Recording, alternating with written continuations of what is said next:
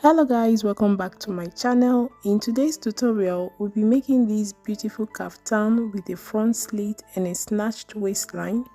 I'll be showing you guys how to get a Cripsy neckline without piping. I actually made this kaftan for a client and I fell in love and I decided to make one for myself. And for this, I'm using 3.5 meters by 45 inches of this beautiful purple satin. So I'll go ahead and fold my fabric into two. The 45 inches, I'll fold it into two and I'll fold it again lengthwise for my front and back panels. I have here my front and back panels. If you have watched any of my kimono or kaftan tutorials, you will know that my back panels are always higher than the front panel because of the difference in the armhole levels of the front and the back. If you'd like to know more about these, I have a series of tutorials on the basic bodice pattern for different sizes on my channel. The full length of my kaftan is 58 inches, so for the front panel I have 60.5 inches and the back panel I have 62 inches, and these includes seam allowance. This line will serve as my start line for the front. My fabric on fold measured 22.5 inches. This kaftan has a front slit, and for us to get the right facing for the neckline without piping, you're going to measure your neck width plus the width of your facing plus seam allowance. You're going to mark this number on your start line all the way to the hem of the kaftan. For example, if your neck width and the width of your facing plus seam allowance measured 7 inches, you're going to place that 7 inches from your start line all the way to the hem of the kaftan and connect with a straight line. This line becomes your new center front line. If your fabric is by 60 and you're folding along the width depending on the length of your kaftan, you will have enough room to do this and still maintain the length of your sleeve. Because my fabric is by 45 and I still want to maintain a moderate sleeve, I'll be adding some pieces on the center front after I cut these to make up for the shortage. On the center front, I'm going to come in by 3.5 inches. I'll take this measurement all the way down to the hem of the kaftan and connect with a straight line. This line becomes my new center front line. Thank you guys for your kind messages and for reaching out. I really appreciate your concern. I took a break. I had a terrible flu. I lost my voice completely, but I thank God for restoration. I'll go ahead and mark my neck measurement. I used 3 by 3 inches, but here I'm marking 2.5 inches by 2.5. The ½ inch will be the seam allowance, so that when I sew this up, I will arrive at 3 by 3 inches. From the shoulder line, I will come down by 2 inches for my shoulder slope. I'll connect this point to the neckline and draw in my front neck curve.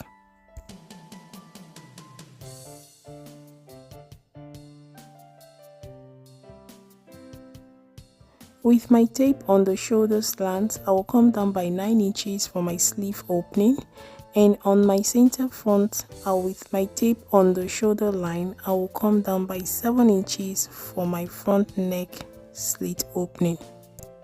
With my tape still on my shoulder line, I will come down at 28 inches for my hip level, and from that point, I will go down 58 inches for the full length of my kaftan and connect these points. At the hem of the kaftan, I placed 12 inches, 1/4 of the hem circumference. For the center front slit of the kaftan, from the hem I marked 21 inches, and on the hip line I placed 15.5 inches as a guide to help me shape my kaftan.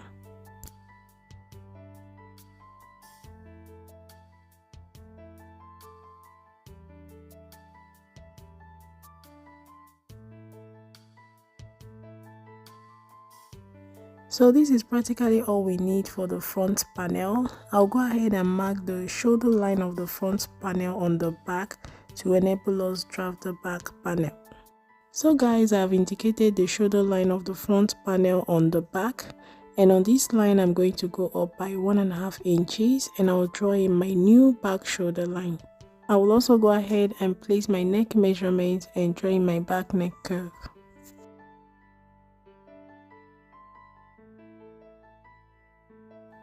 With my tape on the back shoulder line, I will come down by 2 inches for my shoulder slope. I will connect this point back to the neckline.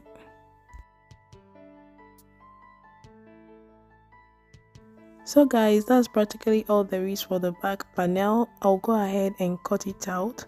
But first, I will fold in the facing of the center front panel and align it correctly with the back to help cut out the pattern correctly.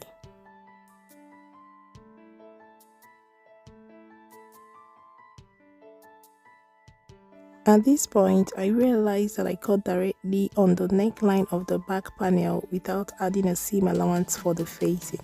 There is seam allowance along the shoulder. I corrected this and I'll show you guys how I did it. So the rest of the pieces, the facing, the belt, the strips of fabric I used for the sleeves, I'll be showing you guys while we sew. So guys, these are all my pieces. I'll be using these strips to pipe the sleeves. These are for the belts, and this is the pieces I'll be attaching on the center front slit for the neckline facing. Then I have my front and back panels. I'm going to start by sewing close the center front. I will run a basting stitch along the slit, then change to a regular stitch to the point of the neck slit. I will also attach this piece on the neck slit for the neckline facing.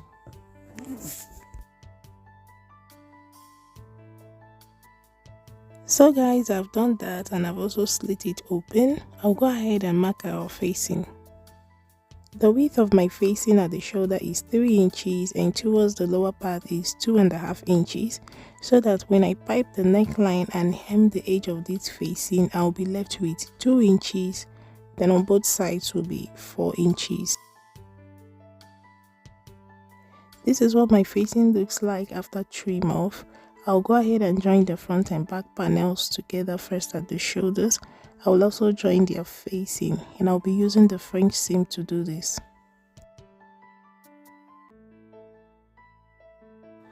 You will run the first stitch with the wrong sides of your garment facing each other and the right side facing up. Then you will trim down the seam allowance to 1 millimeter away from the stitches that you made. Then you're going to turn your fabric to the wrong side and stitch close this seam with a seam allowance not more than 0.25 inch. This is what your seam will look like on the wrong and right side of your garment. You can see how neat it is. I'll go ahead and attach the other shoulder. The shoulders has been attached beautifully. We will work on the neckline. So I'll go ahead and pin our neckline facing in place.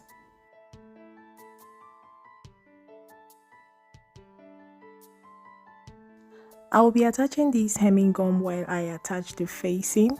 This will help give that cripsiness around the neckline and along the slit of the neckline. So guys, I'll go ahead and attach the facing along with the hemming gum. I'll clip on the hemming gum to help it relax around the curved areas. I will also attach a strip of this hemming gum on the seam allowance line along the slit of the neckline, so that when I press this down, it's going to give me that cripsiness around the neckline and along the slit of the neckline as well. This is what our neckline is looking like so far. I will go in and notch around the curved areas and top stitch the seam allowance on the facing.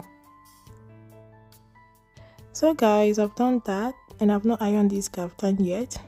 But looking at the neckline, I realized that I didn't make that correction on the back panel.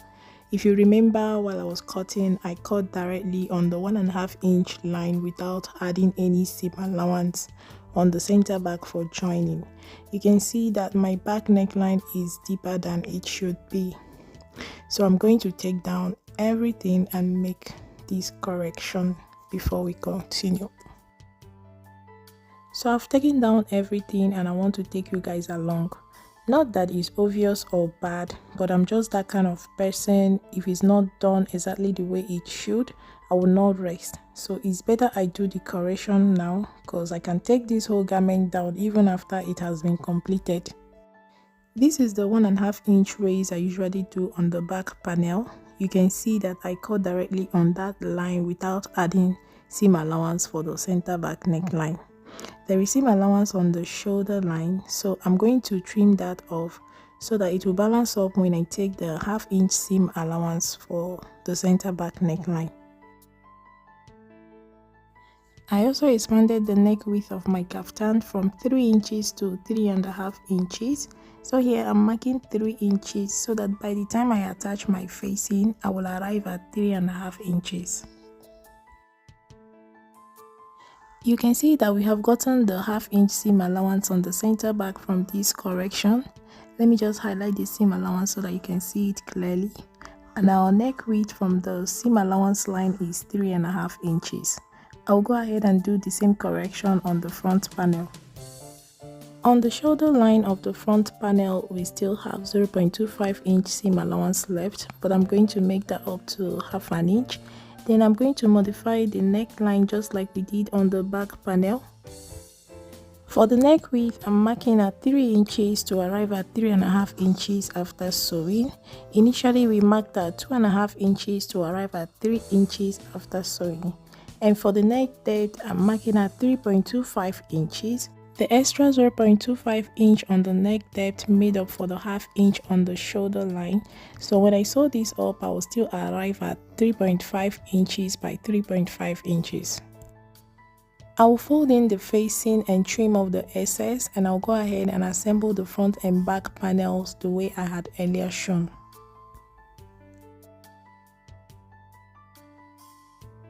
This is our kaftan all assembled. I'm going to go ahead and give it a good press and finish off the seam allowance with the hemming gum all the way to the hem of the kaftan. This is the hemming gum we attach on the seam allowance while we're attaching the facing. So I'm just going to place it along the slit on the neckline and press it down.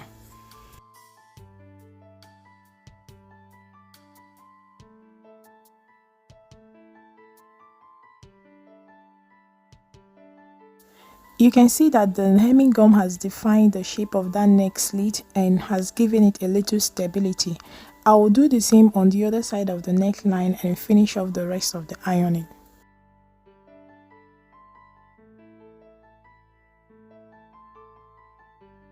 So guys, this is what our kaftan is looking like. You can see the definition the hemming gum gave around the neck area.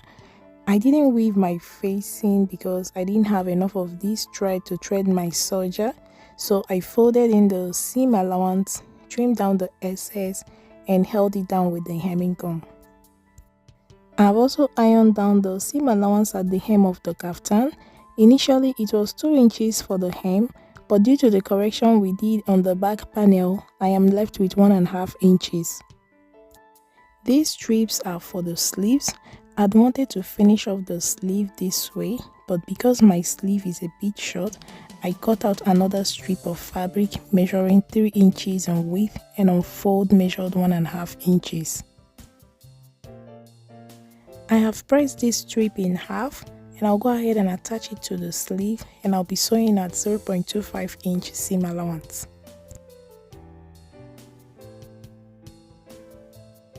The strip has been attached to the sleeve.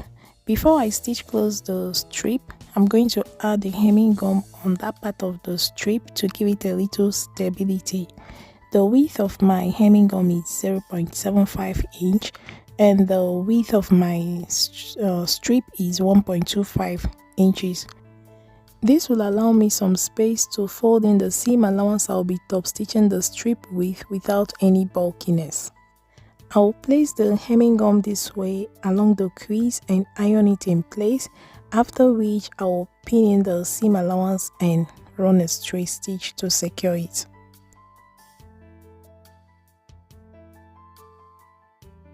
I'll go ahead and stitch close the sides of the kaftan using the French seam. I use French seam a lot because it gives me a neat finish on both sides of my garment. Not only that, it saves me the stress of having to change the thread on my overlocker. So if you do not have an overlocker and still want to achieve a neat finish, French seam is the way to go. This kaftan is as good as ready.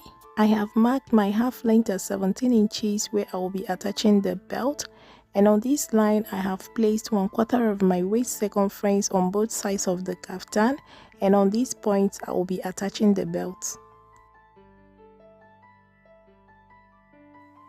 The width of my belt measured 3.5 inches. I will find the middle and place it on my half length line and attach it like so.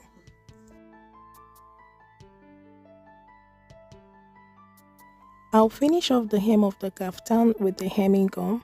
I'll leave the link to the video on how I finished off the hem of the kaftan in the description. So guys, this is the final look of our kaftan. If you find this video helpful, do not forget to like, share, leave all your questions in the comment section, subscribe to my channel, and I'll see you all in my next one. À bientôt!